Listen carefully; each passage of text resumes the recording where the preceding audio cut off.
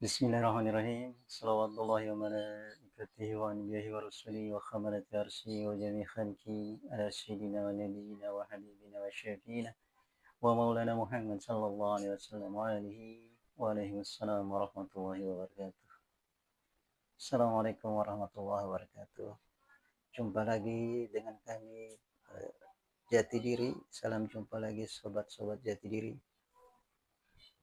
Kita sekarang ada di episode ke-9. Di episode kemarin ada rekan saya yang bernama Arfa ini sudah saya urai di situ perjalanan profil diri dalam menjalani fitrah sebagai manusia dan dalam bagaimana dia menemukan pintu-pintu ketuhanan, tempat dia bersaksi, bermusyahadah, dan tempat kita untuk kembali. Kita harus sejatinya harus menemukan pintu itu, pintu tempat kita awal mula dihembuskan ruhnya Allah. Kita akan kembali melalui itu. Itu yang disebut dengan inna lillahi wa inna ilaihi raji'un. Dari Allah kita kembali ke Allah. Jadi kita kembali itu melalui pintu awal kita dihembuskan di dalam gerbang ketuhanan. Seorang Arfa ini kemarin sudah saya coba urai dari profil diri beliau sampai bagaimana beliau menjalani fitrah sebagai manusia dan bagaimana beliau berusaha di hadapan Allah melalui pintu ketuhanan yang dihembuskan oleh pintu pertama, yaitu Qul huwallahu ahad, pintu tauhid.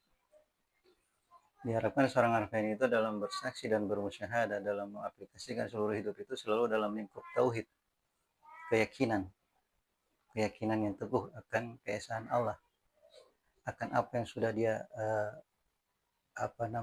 dia niatkan, selalu semata-mata karena Allah, jangan berpaling sama Allah.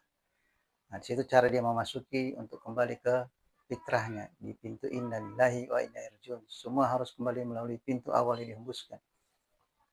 Kalau tidak ya entah dia melalui pintu mana, itu sangat menyedihkan kita ketika kita kembali, kita tidak mengerti jalan pintu kembali. Kemarin saya sudah bahas. Dan sejatinya kita emang pada sejatinya seluruh umat Rasulullah tanpa terkecuali siapapun dia berhak atas surganya Allah Ta'ala. Dengan kata lain, kita ini adalah tuan rumah di dalam surga itu sendiri, bukan pendatang atau orang baru. Jadi kita ini tuan rumah. Jadi kita pulang kembali ke Allah itu, kembali diizinkan masuk kembali surga itu, kita pulang kampung kembali. Kita punya rumah di sana, kita punya kampung halaman itu di sana di surga. Kita ini tuan rumah, bukan pendatang.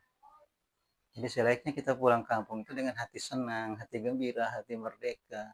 Karena kita akan pulang kampung. Tapi kenapa di saat kita pulang kita dipersulit? Pakai segala macam dihisap, ditimbang, ditanya, diproses. Padahal kita tuan rumah, bukan pendatang, bukan penyusup. Apalagi penyusup, bukan, kita tuan rumah. Selayaknya kita berhak atas rumah kita. Tapi kenapa kita setelah memasuki hari berbangkit, kita ingin masuk kembali ke kampung halaman kita, ke rumah kita, kita dipersulit. Kita seakan-akan dipermainkan. Itu terjadi kenapa? Karena selama kita hidup juga ya kita hanya main-main.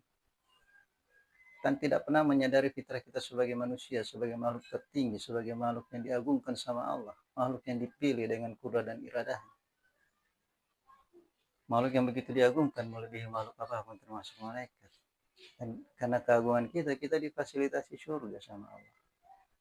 Kita ini tuan rumah, bukan pendatang. Jadi tolong diyakini, tolong dicamkan, tolong dipahami. Dan kita sebagai tuan rumah selayaknya kita pulang ke rumah kita dengan merdeka, bukan dipersulit. Jadi untuk hal itu tercapai, ya seriuslah dalam menghadapi hidup, dalam menyikapi fitrah kita sebagai makhluk yang Allah kehendaki di dalam mentasbihkan afal, qudrat dan iradahnya. Sebabnya kita berdiri di fitrah kita, baru kita bisa pulang dengan merdeka. Kalau enggak kita akan dipermainkan di sana, dipersulit. Dibariskan dulu di padang mahsyar 500 tahun namanya, satu hari di sana, di 1000 tahun di sini. Bayangin coba, dengan matahari cuma sejengkal di atas kepala. Kita berjejol-jejol dari pertama mula manusia dicipta sampai habis, dikumpulin jadi satu dengan seluruh makhluk yang pernah Allah cipta. Nggak kebayang betapa begitu siksanya di hari akhir itu, di hari berbangkit itu. Kalau kita mau pulang kampung, kenapa harus demikian ribetnya, harus demikian dipersulitnya? Nah, jadi ini hal-hal yang bagi saya nggak logis kita. Kita mau pulang ya pulang, merdeka kita. Harusnya demikian. Tapi pada nyatanya kita dipersulit. Karena identitas kita sebagai manusia itu sudah hilang. kita pulang bukan melalui jalur fitrah manusia, tapi jalur hewan, fitrah hewan. Makanya kita dikumpulin dengan hewan-hewan semua, full manusia, makhluk yang Allah ciptai. Dari masa dinosaurus sampai sekarang. Kita dikumpulin dengan hewan-hewan tersebut. Padahal kita bukan hewan. Kita manusia. Cuma di saat kita pulang ke hadrat Allah, kita melalui pintu hewan, pintu fitrah hewan, bukan manusia. Pintu-pintu alam bawah, pintu-pintu muktasyif. Nauzubillah min dzalik. Jangan sampai begitu.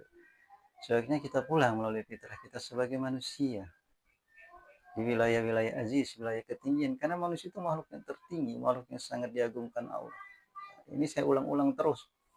Saya terus mengulang-ulang ini, dan topik berbicara yang saya terus angkat, yang terus saya bahas ini tentang diri. Tidak akan keluar dari wilayah diri. Saya tidak akan bicara yang macam-macam. Saya akan hanya membahas tentang sirkulasi di dalam wilayah diri kita, fitrah. Karena sangat penting. Manusia banyak terjerembab di wilayah-wilayah muktasif, di alam-alam bawah. Tanpa mereka sadari itu, mereka terjerembab di situ. Alam bawah muktasif itu sangat ramai. Hiruk pikuk manusia situ penuh. Berjejal mereka. Saling sikat, saling sikut. Saling menunjukkan eksistensi, saling mendahului, saling memonopoli. Karena emang hukum di wilayah hewan itu hukum rimba. Siapa kuat dia menang, siapa kuat dia jaya. Jadi mereka selalu memperoleh yang terkuat, yang terdepan, yang terhebat. Saling menginjak, tidak peduli satu dengan yang lain. Yang penting dia aja dulu, egonya dulu yang terdepan. Dia pokoknya harus dia dulu gitu. Itu wilayah-wilayah muktasyif demikian adanya. Ya, kita mencari sesuatu sifat manusia di alam-alam muktasyif ada, tapi sangat sangat sedikit. Yang ada sifat ego, sifat binatang semua, sifat saling mencengkram, saling memangsa. Jadi nggak heran di alam dunia kita ini begini, kita lihat, kita susah membedakan mana yang baik, mana yang buruk, yang benar jadi salah, yang salah jadi benar, abu-abu semua. Karena itu adanya di wilayah muktasyif. Nah, pada dasarnya manusia di alam ini yang banyak kan di muktasyif, yang menguasai alam, yang beraktivitas di alam semesta ini banyak kan di wilayah muktasyif. Makanya di sini hadir di sini bukan ingin nunjukin apa, tidak, sekedar mengingatkan kita kembali ke fitrah, kembali ke manusia, jati diri sebagai manusia, makhluk yang Allah tinggikan, yang Allah agungkan, yang Allah berkehendak mentasbihkan afalnya, kudrah dan iradahnya. Coba bayangkan itu tingginya manusia. Kita gunakan komponen yang sudah Allah fasilitasi itu, berupa alam-alam ketinggian yang berkisar di pola pikir yang seimbang, pola rasa, sensitivitas. Jadi apa namanya, di sini kita punya empati, punya sesama manusia itu saling menghargai, saling simpati, yang tua dihormati, yang muda disayangi, yang sebaya kita saling menghargai. Di sini adanya akhlakul karimah itu. Baru kita masuk ke wilayah-wilayah keyakinan, meyakini sesuatu, menjalani sesuatu dengan keyakinan. Kalau nggak yakin kita nabrak-nabrak, nggak punya format, nggak tahu mau kemana. Dengan adanya wilayah keyakinan itu kita berjalan di situ, yang terukur dengan sistematis. Ada mulai dari imal yakin, ainil yakin, hakul yakin. Kita berjalan di wilayah. Disinilah gerbang ketuhanan itu. Jadi kita mulai dari pola pikir, baru di pola rasa, baru di kesadaran. Nah, pola pikir itu kita harus mampu menyeimbangkan, mampu mensucikan dia. Kalau enggak kita akan terjungkal ke wilayah alam-alam bawah, alam-alam muktasyif, alam-alam hewan. Ghairil maghdubi alaihim waladdallin. Terjungkal dia ke alam-alam bawah. Diaminin lagi waladdallin. Amin. Aduh, repot. Kenapa bisa terjungkal? Itu tadi tidak ada keseimbangan dalam berpikir. Di akal, di pikiran lagi, saya ulang lagi ya, di wilayah aziz itu, di alam pikiran itu ada tempat apa namanya, wadah dari kecerdasan, wadah ilmu, atau dibahasakan yang kecerdasan itu imal yakin, ainil yakin, hakul yakin, apa namanya, kecerdasan intelektual, emosional, dan spiritual. Intelektual ya, yang beraktivitas, yang berhubungan dengan alam semesta ini, yang bisa kita sering wujudkan dalam kehidupan sehari-hari. Kalau emosional itu berhubungan dengan mentalitas kita dalam menjalani hidup, itu bisa tergambarkan dari perjalanan jiwanya, amara lawama mulhima. Kita bisa mengindikasikan di sini kejelasan mental kita ada di wilayah mana, ada semana. Spiritual itu kemampuan kita membangkitkan semangat, berjalan di imal yakin, ainil yakin, hakul yakin, itu wilayah spiritual. Bagaimana kita mengaplikasi sesuatu itu dengan metode keyakinan. Nah, itu juga tidak terlepas dari perjalanan jiwa ini, karena ini mempengaruhi alam pikiran. Walaupun dia punya kecerdasan IQ di atas 7 atau sampai 9 dan dia punya kedewasaan 40-50 yang seharusnya berpikir matang, tapi karena jiwanya masih di amara lu ama mulhima, pola pikirnya juga nggak jauh beda dengan pola pikir anak-anak. Lingkup gerak dia walaupun ilmunya tembus lapis langit, tapi lingkup gerak dia hanya terbatas di wilayah anak-anak ini, anak-anak remaja dewasa. Pola pikirnya pun hanya demikian. Walaupun dia seorang profesor, dokter, siapapun dia akan berpikir dengan pola pikir kerdil, bukan kedewasaan. Walaupun dia mampu menemukan hal-hal yang kita tidak mengerti, dia mampu temukan, tapi selalu diaplikasikan di wilayah alam-alam apa namanya kerdil, bukan kedewasaan. Kecuali dia mampu tiba di mutmainnah, terus dia berjalan selayaknya fitrah manusia yang sejati. Dalam arti dia seimbang, 40 dia jiwanya, apa jasadnya, 40 pun jiwanya, seimbang dia. Dia masuk di radiyah di umur 50 umur jasadnya, jiwa pun 50 dia radiyah dalam penyerahan, terus masuk ke 60 dia dalam keridaan. Baru dia ada kesempurnaan. Jadi pola pikir dia yang dia olah dengan kecerdasan intelektual yang demikian tingginya, dia bisa melihat realnya yang dia peroleh nyata utuh, nggak separuh. Kalau di sini separuh doang. Kenapa? Tertutup sama ego. Dia tidak bisa melihat real dari ilmu yang dia bentangkan, yang dia temukan, yang dia coba telusuri. Selalu dibatasi oleh egonya. Jadi nggak fair apa yang dia bentang. Siapapun dia ilmuwan itu sekalipun. Contoh yang kita contohkan di alam, yang menemukan teori apa itu apa namanya perubahan manusia itu, manusia dikatakan dari monyet. Teori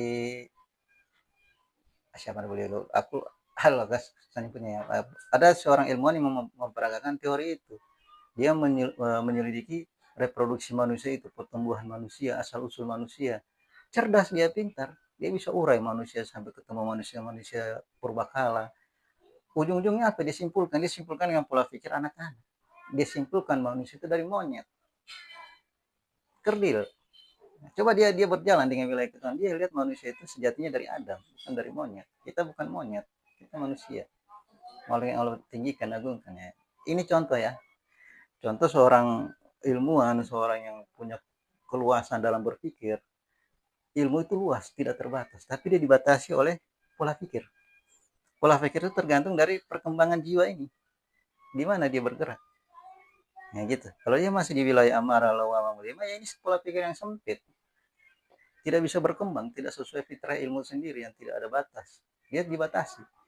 Nah begitu. Jadi kalau kita seorang ilmuwan, seorang yang punya kemampuan kecerdasan yang luar biasa, yang Allah anugerahi, seharusnya dia mampu tiba di sini. Dia menghadirkan ketenangan. Ketenangan itu sesuatu yang real, yang nyata, utuh 100%. Dia melihat kebenaran yang hak. Di sini dia mengurai apapun jenis ilmu itu, dia bisa melihat kebenaran dari ilmu itu seutuhnya. Baru dia akan berserah. Kalau orang yang mampu tiba di hakikat ilmu yang sebenarnya, itu dia akan langsung tunduk sama Tuhannya. Dia akan mengakui bahwa ini ada yang mencipta, bahwa ini ada asalnya segala sesuatu. Itu tanda dari orang yang menemukan sejatinya ilmu. Dia akan menemukan asal usul ilmu itu. Dia menelusuri, dia tiba di keesaan Allah di radianya. Sehingga dia berserah. Dia berserah, menyerah di hadapan Allah. Apapun diserahlah, Allah wala quwata, semua dari Allah. Baru Allah akan ijabah dia, Allah pun akan meridhoi dia. Meridhoi semua apa yang dia peroleh dari segi keilmuan dia itu. Sehingga dia diangkat sebagai khalifah. Baru dipatenkan di kamil, disempurnakan dia, dipakaikan dia mahkota hamba itu. Bukan mahkota sebagai tuan, tapi sebagai hamba. Nah, di sini dipakaikan untuk kesempurnaan itu. Nah, itu selayaknya. Makanya saya tidak akan pernah bergeser dari sini, karena ini memang lingkup diri kita di sini. Sehebat apapun ilmu kita, amal kita yang kita aplikasikan dalam hidup, sekali lagi, kalau kita nggak tahu cara mengarahkannya, sia-sia belaka. Kita nggak punya wadah, kita beramal hanya dengan persangkaan, anggapan, wah, amal aku ada pahalanya. Emang setiap butir perbuatan baik itu Allah balas. Yang kecil pun, yang buruk pun Allah balas. Setiap yang kecil itu ada balasannya, itu pasti. Cuma pastinya di sini kita harus mampu menyaksikan dalam koridor kesaksian. Kita beramal, sementara amal itu rentan ya, atau bilang rentan. Kenapa? Dia gampang tererosi. gampang terkikis oleh hal-hal perbuatan yang mubazir, perbuatan-perbuatan zalim, perbuatan-perbuatan buruk. Kita nggak sangka dalam hidup kita lebih banyak perbuatan yang apa namanya jahil, perbuatan-perbuatan yang zalim ketimbang yang benar. Kita mau imbangi perbuatan buruk kita dengan perbuatan baik kita, nggak berimbang. Makanya Allah suka melipat gandakan amal itu dikalikan 10, 1000, semacamnya. Karena untuk mengimbangi itu. Perbuatan buruk kita yang banyak, dominan kita dalam hidup itu melakukan banyak kesalahan. Yang saking udah banyak itu kita nggak menyadari kalau itu suatu kesalahan. Makanya Allah suka melipat gandakan nilai dari suatu amal itu. Dikalikan 10, dikalikan 100, dikalikan 1000 dalam suatu amal. Karena Allah tahu manusia itu tempatnya salah, banyak berbuat kesalahan, sehingga Allah imbangi itu. Nah, cuma sekali lagi, kita mengukur amal yang kita sudah perbuat, bisa kita lihat di dalam aplikasi hidup, nggak usah nunggu nanti di akhirat.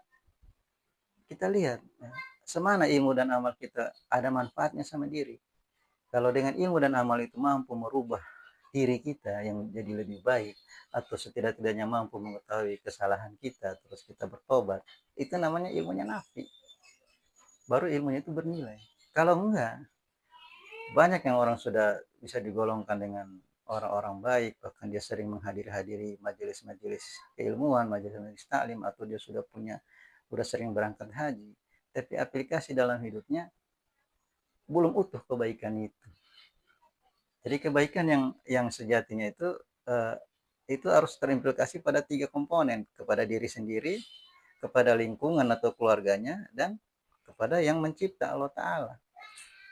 Kepada diri sendiri mungkin, kalau di alam bawah ini, dia menafsirkan kebaikan itu hanya berkisar dia dihadang oleh ini loh, hati-hati. Kita di wilayah Muktasif ini, di alam bawah ini ada begalnya, ada apa namanya, bajak lautnya di sini, tukang palak. Ini ada si berhala Lata, Uzza, Manat, Subat. Kita dibegal di sini.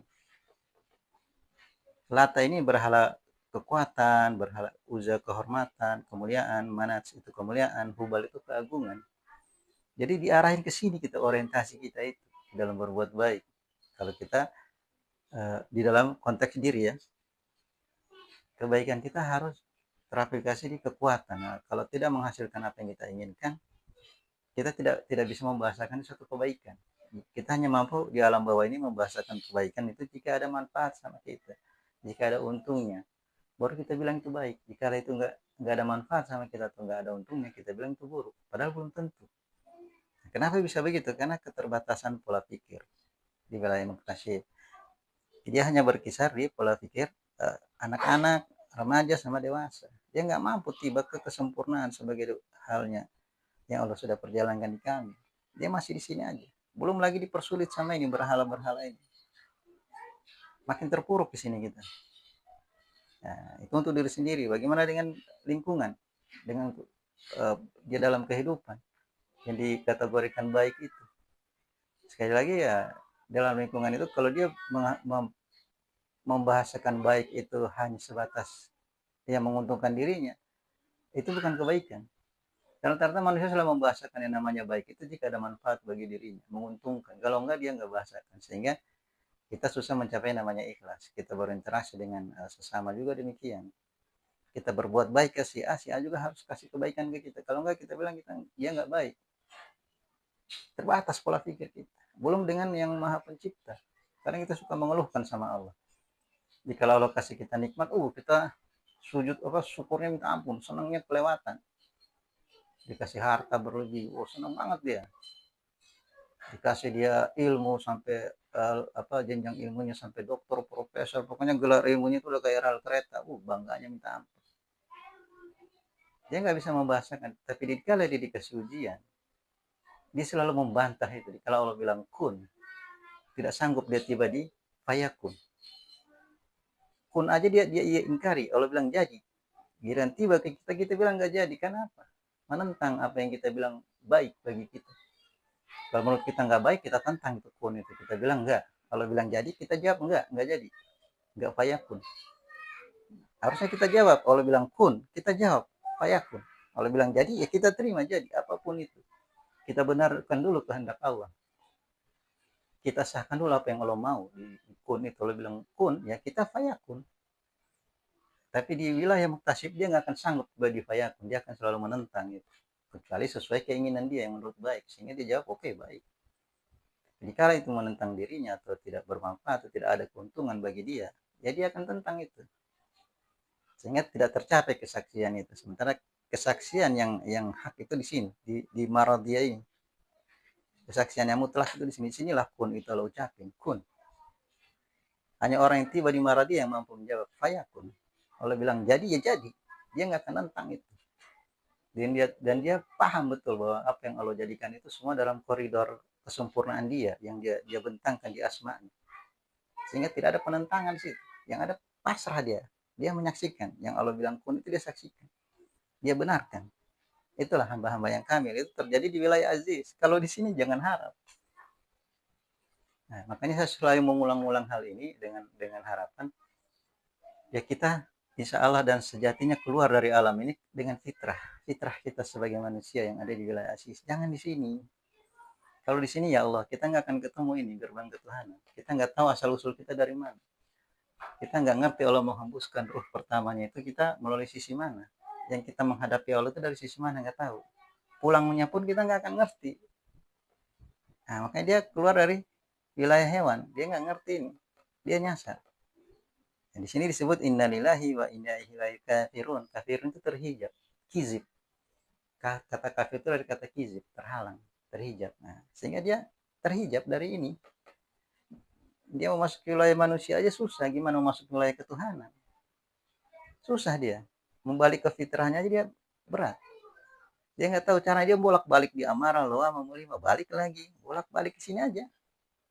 Sampai habis datang maut menjemput selesai. Dia keluar sebagai fitrah hewan. Dan di sana dirubah sebagai hewan dia. Nauzubillah min dzalik. Kalau masih dalam bentuk manusia, sekali lagi api neraka tidak akan mampu membakar manusia. Yang ada api neraka padam jika berhadapan dengan manusia. Kenapa?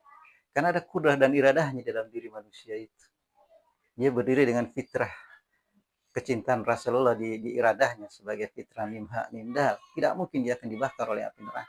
Selagi dia dalam fitrah mimha mimdal, fitrah Muhammad, dalam nur Muhammad, dan di dalam diri Muhammad itu ada kudrat iradah Allah, neraka nggak akan sanggup boro-boro mati dibakar ya.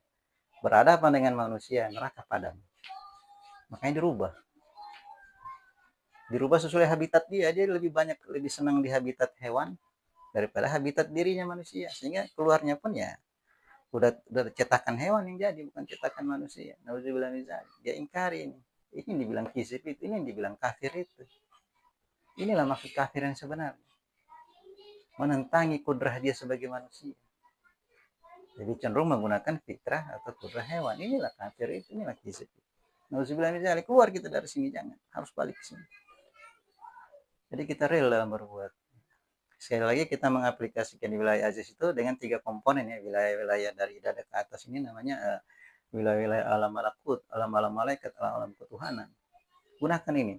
Beranjak dari pola pikir yang seimbang. Seimbangkan nilai intelektual, emosional, spiritual. Tidak peduli dia rendah, walaupun IQ-nya misalnya cuma 5, tapi sejoknya emosionalnya 5, spiritualnya 5, itu udah bagus. Paling bagus. Ketimbang yang paling tinggi IQ-nya, tapi di sini berantakan. Intelektual yang tertinggi, dia akan terjungkal di alam bawah. Dia akan berlaku sebagaimana ego-egonya hewan. Demikian pula yang punya kecerdasan spiritual, tanpa mengimbangi dengan kecerdasan intelektual dan emosional, dia akan terjungkal ke alam bawah. Jadi orang-orang yang ortodoks, orang-orang yang sempit pemikirannya, orang-orang yang sekuler, yang merasa paling suci sendiri, paling benar sendiri, sehingga tidak segan dia, tidak ragu dia mengkafirkan di luar golongan dia, di luar sepemahaman dia akan kafirkan. Karena tidak berimbang pola pikirnya. Asal di sini, nggak suci dia dalam berpikir, ngawur, sehingga dia terjungkal ke alam bawah. Makanya kita sucikan ini. Cara mensucikannya selain kita punya indikasi di sini di wilayah perjalanan jiwa, ada satu yang lebih mudah kita dalam mensucikan pola pikir itu dengan cara cepat dan singkat. Apa itu? Buang suuzon, pola pikir yang negatif thinking yang merusak pola pikir itu. Hadirkan positif di sini, persangkaan baik dalam hal apapun sebagai motivasi, sehingga dia akan seimbang pola pikir, motivasi yang benar. bukan motivasi yang negatif. Kalau tidak berimbang, yang hadir negatif thinking. Seimbangkan dia, akan hadir yang namanya positive thinking. Itulah yang dibilang logika. Jadi yang dibilang logika itu yang berpikir positif, positive thinking. Itu logika, Aziz. Nah, kalau di luar itu dia bukan logika, dia egois.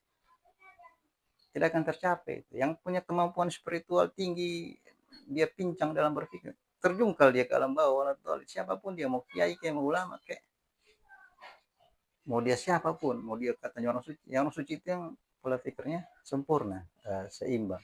Itu baru dibilang suci. Bukan yang punya hafalan jimat, hafalan zikir banyak, ibadah banyak, bukan. Ini bilang suci itu yang terseimbang pola pikir, itu suci. Itu orang suci, hilang dari suudzon di otaknya, itu nggak ada suudzon di otaknya, itu suci namanya. Yang mampu berpikir positif itu orang-orang suci. Kalau enggak dia kan terjungkal. Jadi fanatik-fanatik, orang-orang yang bersifat fanatik, tidak mampu menggunakan akal pikirannya, pokoknya apa menurut dia benar sudah itu. Dia tentang habis-habisan yang lain. Padahal kita hidup di alam yang serba berwarna. Harus kita mampu maknai, harus mampu kita sikapi, harus mampu kita saksikan. Kita tidak bisa mengkiri, Allah aja mencipta setan, mencipta iblis itu tidak malu Allah. Tidak menjatuhkan kredibilitas dia sebagai Tuhan. Dia ciptakan iblis. Ada apa? Kan iblis makhluk Allah juga, ciptaan dia. Dia bikin iblis tanpa sedikit pun menjatuhkan kredibilitas Allah. Enggak menjatuhkan. Begitu pula dia menciptakan orang-orang di luar Islam, non Muslim. Kenapa Allah bikin seperti itu? Kemudian kenapa ada orang kalau bikin orang baik terus ada orang buruk? Kenapa? Kenapa nggak baik aja semua? Coba kita bertanya di situ. Ini alam bukan punya kita sendiri. Kita berbaur dengan seluruh macam jenis supaya kita menyaksikan. Allah jadikan kita bersuku-suku, berbangsa-bangsa untuk saling kenal mengenal. Begitu adanya. Nah, kenapa Allah bikin orang kafir, orang munafik di alam ini? Karena di alam ini juga ada yang namanya perintah dan larangan. Kalau perintah, otomatis orang Islam, orang Muslim, orang mukmin itu tanpa menolak 100% akan menjalankan perintah Allah. Tapi kalau larangan, tidak semua yang mampu. Di mana fitrah manusia itu selalu fitrah untuk ingin tahu, mencari tahu kenapa dilarang. Kenapa sih? Gini kok dilarang, begitu dilarang, ini nggak boleh, itu nggak boleh, ada apa?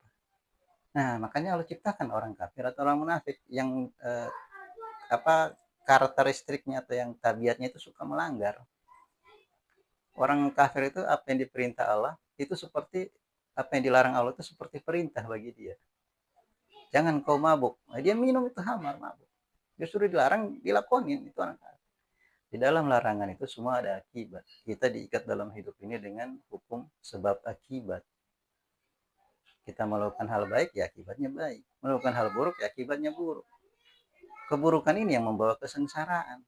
Kebaikan membawa kebahagiaan. Itu aja. Kalau mau bahagia di dunia, di akhirat, nggak perbuatan baik. Perbuatan buruk pun Allah udah kasih tahu, jangan kau lakukan itu. Jangan kau dekati itu buruk. Yang berani melakukan apa yang Allah larang itu hanya orang kafir, hanya orang munafik. Orang muslim ya karena ikut-ikutan. Pengen tahu dia. Ya jangan. Yang Allah larang itu jelas akibatnya buruk. Nah, orang kafir yang mencoba itu. Mereka yang berani melakukan itu. Sehingga kalau ciptakan orang kafir atau orang munafik itu diibaratkan seperti lilin. Mereka itu seperti lilin. Lilin itu rela hancur demi terang. Dia memberi penerangan sekelilingnya walaupun wadahnya dia itu dirinya hancur meleleh. Yang penting terang. Nah, kita ngambil manfaat dari lilin, jangan kita yang meleleh. Kita ambil manfaat dari terangnya. Dari kelakuan orang-orang kafir, orang munafik itu selalu perbuatan salah pun dia sikat. Orang kafir itu cuma punya tiga konsep. H3, halal, haram, hantam. Dia nggak tahu batas-batasnya, nggak tahu. Pokoknya ya hajar terus semuanya. Nah, demikian pun sehingga demikian alam ini berwarna. Kelihatan kalau nggak ada orang kafir, alam ini nggak berwarna, nggak asik juga, monoton gitu aja. Nah, adanya mereka kita bisa belajar, bisa oh iya, itulah sisi dari Allah Ta'ala, kebesaran Allah. Tidak hanya satu sisi Allah menampakkan wajahnya, seluruh sisi dia tampakkan seperti lingkaran itu utuh bulat, seimbang. Coba lihat lingkaran, sisinya sama semua, Sehingga dimanapun dia digelinding tetap sama posisinya, seimbang dia. Itulah konsep Allah itu konsep keseimbangan. Nah, jadi di sini ya coba kita pahami. Jadi saya akan terus mengulang dan berbicara tentang wilayah-wilayah diri manusia. Tidak akan keluar dari hal-hal itu. Nah, di sini ada rekan saya juga, saudara saya yang ingin juga dibentangkan. Beliau namanya Abdul Rahim aku. Jadi saya juga mempersilahkan siapapun pemirsa atau saudara-saudara saya yang ingin, tidak perlu dia harus Islam atau siapapun dia yang ingin mengetahui kondisi dirinya lagi di sebelah mana, posisi mana, bagaimana dia berlakunya dalam hidup, dan bagaimana dia kembali, dia harus melalui pintu mana. Penting sekali nih kita kembalinya, ini bahaya. Kita kalau kembali di sini, aduh bahaya. Kita harus kembali di fitrah manusia dengan pintu ketuhanan. Ini saya akan bentangkan. Siapapun yang ingin di apa namanya dibentangkan, saya nggak ngeramal ya, saya cuma membentangkan sesuai posisi diri. Jadi kita setidak-tidaknya ada masukan, ada informasi, ada connect ke dalam diri. Oh, aku masih begini, aku begini, harus begini, itu maksudnya. Jadi di sini ada namanya Abdul Rahim. Abdul Rahim Maku. Ini Maku kayaknya marga ya. Abdul Rahim Maku. Beliau lahir tanggal 4 Mei 1977. Kalau di gerbang ketuhanan ini, di pintu ketuhanan, beliau keluar dari sisi pintu kedua nih. Allahus samad, lam yalid walam yulad walam yakul qul huwallahu ahad, Allahus samad, lam yalid walam yulad walam yakul lahu kufuwan ahad. Jadi beliau keluar dari Allahus samad, tempat bergantungnya segala sesuatu. Jadi pintu keempat ini tempat pintu bergantung, penyerahan diri sini. Ini berserah diri. Atau bisa dibilang sini akhlak ya, akhlak yang bermain, akhlakul karim. Kalau ini ikhlas, pintu ikhlas yang ini. Kalau ini pintu tawadu, sabar ya. Yang keempat, kalau ini tauhid, pintu-pintu keyakinan. Tauhid. Ini pintu keyakinan. Kalau ini pintu berserah diri, ini pintu-pintu ikhlas, ini pintu-pintu dalam tawadu, dalam kesabaran. Jadi Abdul Rahim Maku, beliau dihembuskan mula kudrah dan iradah Allah Ta'ala itu, atau ruhnya Allah Ta'ala itu dihembuskan itu melalui pintu kedua, sisi kedua. Kalau di Ka'bah itu ada 4 kubus, makanya kita naik haji ke Ka'bah itu, mengelilingi Ka'bah itu memperhatikan. Jadi di Ka'bah itu kita tawaf di Ka'bah itu keliling, kita memperhatikan 4 sisi ini. Dan bagaimana Allah mentasbihkan, kalau di diri itu ini jantung. Kalau diaplikasikan di alam, ini Ka'bah, ini sisi pertama, ini kedua, ini ketiga, ini keempat. Kita melihat bagaimana Allah menghembuskan sini, kudrah iradahnya. Ya, kita berbicara juga tentang haji sebenarnya di sini, tapi baru haknya. Jinnya harus ikut jasadnya. Kita untuk sementara haknya dulu yang kita hajikan, yang kita sempurnakan. Hak itu hayat, ruh. Ini kita lihat berbicara di sini. Jadi beliau 4 Mei itu keluar dari sini ya, dari pintu kedua. Selayaknya beliau itu seorang yang bisa berserah diri dengan akhlakul karimah, dengan cara berbuat kebaikan, menyempurnakan pola tindak, pola laku, berakhlak yang baik. Kalau dia berakhlak yang baik, karena seorang Ibrahim Maku ini, dari nama beliau ini, punya obsesi apa namanya kehormatan, ingin dihormati beliau. Dihormati dalam artian di dalam lingkungan itu, setidaknya lingkungannya menghargai beliau itu. Dengan cara menghargai itu bahasa menguasai atau memonopoli wilayah itu dengan dihormati. Nah, penghormatan ini banyak orang lakukan dengan cara materi. Orang kaya dengan bagi-bagi harta atau nunjukin hartanya, orang berilmu dengan ilmunya, supaya orang menghormati dia. Dia bisa menguasai orang itu dengan kelebihan dia miliki, dia bisa menguasai jiwa-jiwa orang yang ada di sekitar itu. Seenaknya dia perintah, seenaknya dia manfaatin. Nah, itu kalau nggak pada tempatnya, dia nggak tahu cara berdiri yang seharusnya di posisi itu. Nah, di sini kalau mau berdiri di posisi kekuasaan, di posisi kehormatan, dia berdiri di wilayah akhlak dengan cara dia berserah diri sama Allah. Jadi dia akan terhindar dari namanya takabur, sombong, ujub, riya dari sini. Jika dia ada di pintu kesininya. Jadi seorang Ibrahim Maku ini soyoknya dia seorang yang berserah diri di dalam menjalani fitrah dia. Kemudian umur beliau 48 tahun ya. wah sudah harus ada di sini nih, posisi rodi ya, posisi berserah. Nah, cocok kan? Beliau ada di posisi berserah. Jadi apapun yang terjadi sama beliau ini harus mampu beliau sambungkan ke Allah. Kalau Allah bilang kun ya fayakun. La haula wala quwata. Jangan ditentang apa yang Allah kasih ke dia. Jangan banyak mengeluh. Ini orang beliau ini ya banyak ngeluh ya. Ibrahim aku ini menjalani hidup. Jangan ngeluh. Coba lihat sesuatu itu real. Sesuatu itu dari Allah. Kalau kita melihat sesuatu dari Allah, akan real kita menyaksikan itu. Kalau kita melihat sesuatu dari diri kita, ya kita mewek mulu. Kita ada di sini di alam kasyif. Melow terus di sini dia, dipermainkan sama Lata Uzamana Sulba. Dikasih dia iming-iming, dikasih dia halusinasi, dikasih dia persangkaan. Jadi sifatnya ini bullshit semua, kosong. Tapi kalau di sini hak dia akan berdiri. Apa yang dia inginkan, dia alami, disaksikan jelas di wilayah tauhid, di wilayah aziz. Sebenarnya seorang Abdurrahim aku itu sudah 48 tahun ini udah masuk ke sini, radiyah. Penyerahan, harus banyak berserah diri. Kuatkan sholatnya. Sempurnakan sholat itu, jangan bolong-bolong. Ini agak agak meremehkan sholat, nggak boleh. Harus kuat dia, kuatkan sholat. Kalau perlu, tambahkan dengan sunnah. Tambal dia dengan sunnah-sunnah, dengan sedekah. Perbanyak sedekah. Jadi Ibrahim aku ini dia akan mampu kembali ke pintu ini, karena dia dari sini keluar, dia harus bisa kembali. Dengan cara berserah diri. Untuk kembali ke ini, ke innalillahi, ini dari Allah, kembali ke Allah, inillahi wa roji'un. Di sini kita roji'un itu, untuk kembali ke sini dengan cara berserah diri. Harus banyak berserah, harus banyak berkeyakinan. Apabila Allah bilang kun, ya fayakun. Jangan ditentang. Terima dulu. Kalau kasih ujian kita jangan, waduh apaan nih, waduh ini lagi. Jangan, terima aja dulu. Telan kunyah, 33 kali kita mengunyah dalam artian coba memahami dalam pikiran, dalam akal. Secara 33 kali kita coba reply terus, apa ini, coba kita pahami dengan ini. Sehingga dalam zikir itu kan ada subhanallah, alhamdulillah, Allah akbar, 33 kali. Yang di 33 kali ini yang kita ucap apa kita ulang-ulang untuk permasalahan, bukan. Kita coba kita telaah di sini. Ada unsur suuzon nggak di situ? Yang mendramatisir suatu keadaan sama kita. Kita memperoleh keadaan ujian dari Allah 1, tiba-tiba jadi 10 nilainya. Jadi besar. Hal yang kecil jadi gede. Hal yang seharusnya bisa kita bahas sangat sederhana kok jadi ribet. Kenapa? Karena ini ada kita ulang-ulang di sini dengan subhanallah, subhanallah. Kita perhatiin, kita telusuri, ada nggak suuzon di situ yang mengompori, yang mendramatisir keadaan kita sehingga jadi horor yang kita alami. Pahami sini di subhanallah. Sehingga kita kan, oh iya ternyata ini rekayasa dari suuzon tadi dilebih-lebihkan.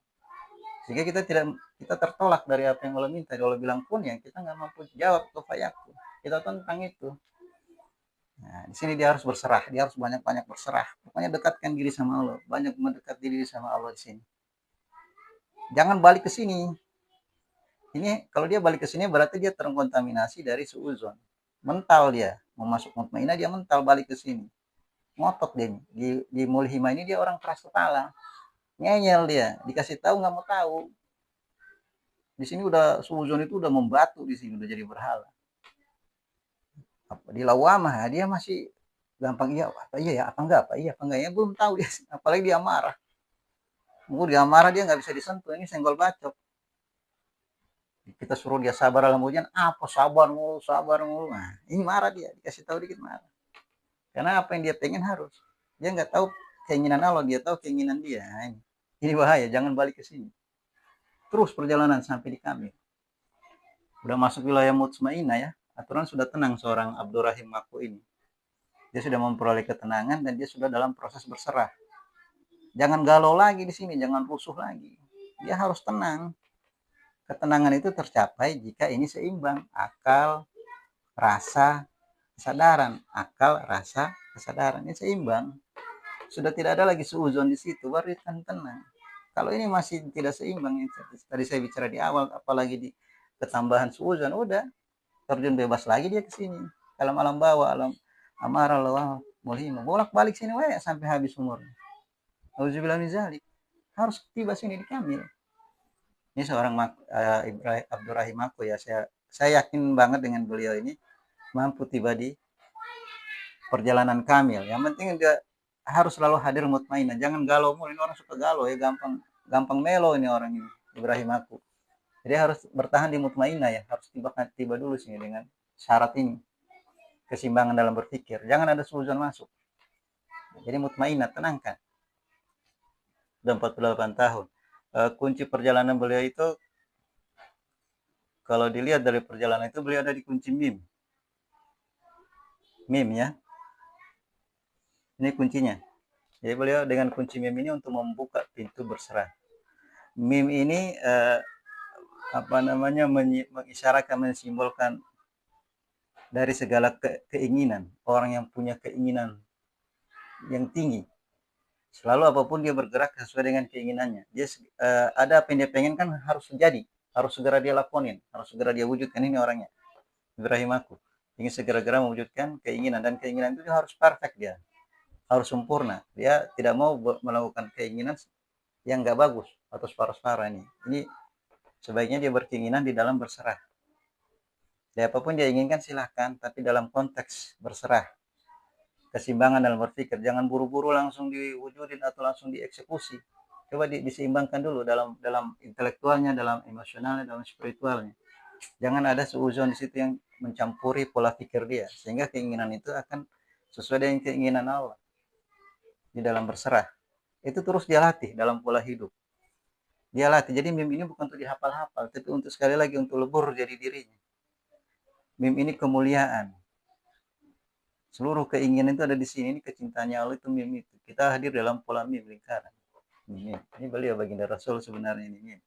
Ini kunci untuk masuk ke pintu kedua. Ciri khas baginda Rasul itu apa? Akhlakul karimah. Kita harus sesuai fitrah beliau, patron beliau yang ada di huruf mim ini, nggak main-main loh. Ini harus fitrah Rasulullah dia. Fitrah Rasulullah itu akhlakul karimah. Innamal bu'at mimul akhlak. Beliau itu terkenal atau terciri dengan akhlaknya. Jadi seorang yang membawa kunci mim, seyoknya dia untuk meleburkan diri dia di mim ini, dia harus seperti fitrahnya Rasulullah, akhlak karimah. Baru dia bisa masuk ke sini, dia bisa kembali ke sini, dia bisa buka pintu ini. Jadi sebaiknya nih kita buka pintu ini selagi kita masih ada umur. Jangan dulu jasad kita yang habis. Jangan. Jiwa kita dulu yang sempurna, baru jasad pulang nggak apa-apa. Ini juga dulu yang kita urusin. Jiwa, jasad jangan diutamakan ya. Giliran ulang tahun jasad kita gede-gedean, nanggap dandut lah, apalah. Udah bukan anak kecil lagi, ngapain kita hebohin umur jasad, tapi umur jiwa kita terbengkalai. Kita rayain heboh-hebohan. Nah ini kasihan. Nah, jadi kita urus dulu ini umur jiwa kita, sempurnakan. Ini dulu yang dahulu. Kita sudah dapat mim kuncinya di umur jiwa. Dia di sini dia untuk masuk, dia proses masuk ke radiyah, berserah. Setelah dia, harusnya seorang Abdurrahman Rahim itu sudah menemukan ketenangan ya.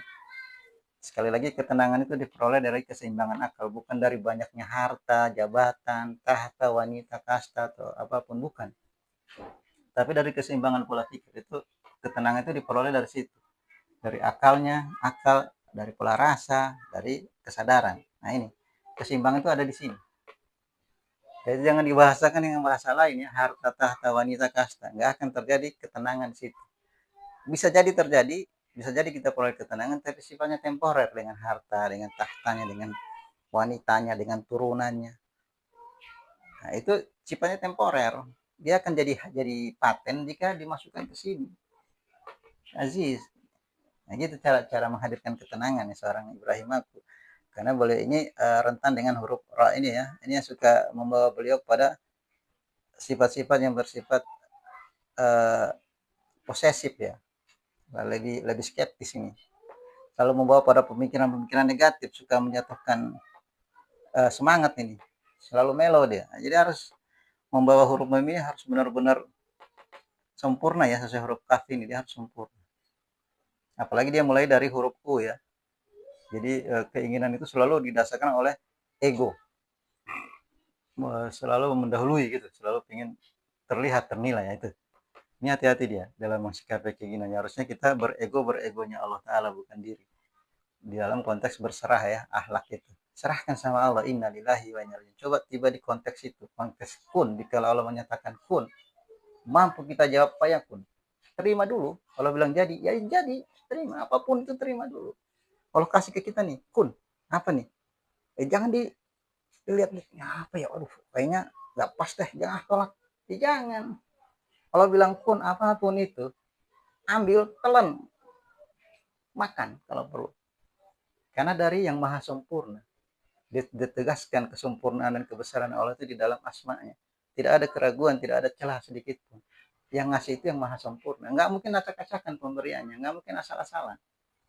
Itu ya yang harus kita pegang di situ. Jadi jangan takut, jangan ragu berhadapan dengan Allah. Apapun yang dikasih itu hak, itu baik sesuai fitrah.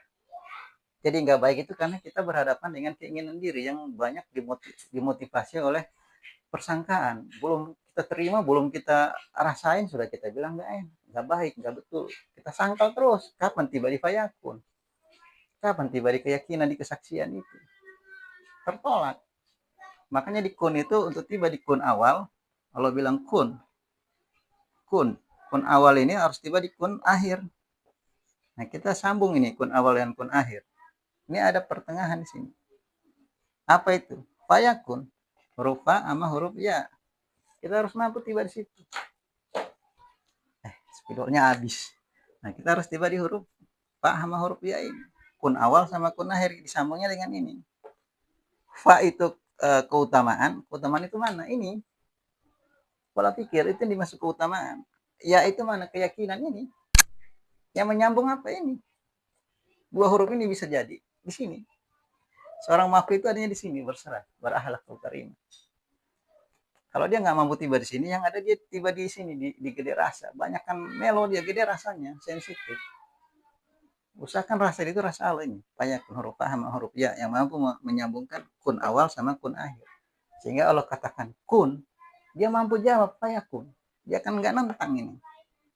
Itu sebaiknya selakunya seorang Ibrahim aku dalam berinteraksi dengan hidup, dalam mengaplikasikan hidupnya, dalam meleburkan diri di dalam huruf mim. Ya, ini mim ini akhlakul karim. Profil dari beliau baginda Rasulullah SAW. Beliau itu dikenal dengan akhlak. Ya, Rasulullah itu dikenal dengan akhlak. Bukan dengan kebesaran beliau. Bukan karena beliau raja segala macam. Enggak. Beliau hidup sangat. Beliau ini Malik Yaumiddin, raja di hari akhir. Raja di seluruh alam semesta ini. Beliau Rasulullah. Tapi lihat kehidupan beliau. Luar biasa. Malu kita sebenarnya. Kita alhamdulillah walaupun di tempat kecil gini masih punya tempat yang layak. Beliau, coba lihat tempat hidup beliau, tempat tinggal. Cuman berapa kali berapa dengan dinding dengan pelepah korma. Tapi di tempat yang sedemikian sangat sederhananya mampu keluar dari mulut beliau yang mulia itu. Baiti jannati. Coba. Rumahku, surgaku. Bayangin rumah sekecil itu dengan dinding cuma dari korma. Mampu berucap begitu. Lah kita. Begitu mewah kehidupan kita. Masih nelongso itu jiwa. Ya Allah. Coba. Karena ini nggak mampu tiba di posisi beliau. Padahal beliau ini Malik Yaumiddin. Raja yang sebenarnya ini beliau nih. Rasulullah. Raja seluruh alam. Raja nanti di hari akhir yang akan melakukan persidangan hari akhir itu beliau Rasulullah yang punya mandat. Bukan Allah. Kalau Allah yang turun nggak ada itu manusia bisa masuk surga. Habis semuanya. Dibakar semuanya manusia. Karena beliau yang pegang kendali di persidangan hari akhir. Sehingga itu ada syafaat. Walaupun kita banyak dosanya, punya harapan besar untuk masuk surga. Kalau Allah nggak ada, gibah semuanya. Karena Allah cuma nagih di surah Ar-Rahman. Nikmat aku mana yang kau ingkar? Itu yang ditagih sama Allah. Ini kita sudah kasih nikmat luar biasa. Sudah dia pilih sebagai wadah dia. Kita ingkari itu, dia tagih di Ar-Rahman. Hati-hati. Makanya yang megang kendali di hari akhir itu beliau Rasulullah. Dikuasakan sama beliau baginda. Sehingga kita, alhamdulillah, bisa masuk surga. Kalau enggak, ya wassalam. Musuh hebat apa amal kita? Nggak bisa. Ini ciri dari seorang baginda Rasulullah. Coba lihat, kita nggak usah bicara lagi sejarahnya. Semua udah tahu sejarah beliau ini, luar biasa beliau ini. Seorang raja dengan kehidupan yang malu kita tinggal di tempat begini aja udah alhamdulillah. Jangan banyak ngeluh. Rumah udah bergedong, udah bertingkat-tingkat, mobil sudah kayak diternak, berderet-deret. Kurang aja, masih aja. Ya karena di sini pola pikirnya muktasib, alam bawah. Nggak mengerti apa itu hidup. Membahasakan semua dengan hawa nafsu. Bahasa Lata, Uzza, Manat, Subal. Ini aja yang dia sembah, bukan Allah. Kalau sini Allah yang dia sembah, benar-benar. Dia ketemu fitrahnya. Nah kembali kita ke sini. Jangan sampai kita keluar dari alam ini melalui fitrah ini, fitrah hewan, fitrah berhala ini. Waduh, bahaya. Harus mulai fitrah manusia. Oke, demikian. Mohon maaf lebih dan kurangnya. Sekali lagi saya membahas tidak akan keluar dari konteks ini, dan siapapun yang ingin diurai dari sahabat-sahabat jati diri, monggo silakan. Bismillah. Di sini kita bukan mendisirkan seseorang, menjatuhkan atau melebihkan, tidak. Semata-mata hanya saling mengingatkan fitrah masing-masing. Demikian kiranya, lebih dan kurangnya mohon dimaafkan. Wabillahi taufiq wal hidayah. Wassalamualaikum warahmatullahi wabarakatuh.